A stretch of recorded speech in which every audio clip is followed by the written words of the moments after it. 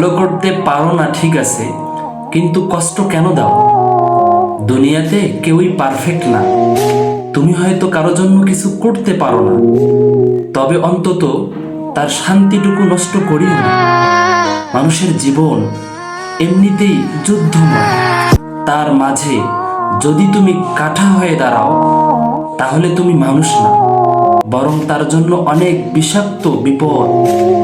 একটা কথাই মনে রেখো, তুমি হয়তো তার পাশে দাঁড়াতে পারোনি, কিন্তু তার পিছনে ছুরি চালিয়েছে। সেই ক্ষত সারে না কখন। ভালো না পারো ঠিক আছে, কিন্তু ক্ষতি কইরো না, কারণ আল্লাহর বিচার কিন্তু খুবই কঠিন। অবিচারকারীর নাম তিনি কখনোই ভুলে যান না। মানুষের কান্না তোমার কারণে না হয়, এই চেষ্টাটুকু করো, কারণ দোয়ার দরজা সব সময় খোলা থাকে, কিন্তু এই মনে করিও না যে অভিশাপের দরজা বন্ধ থাকে।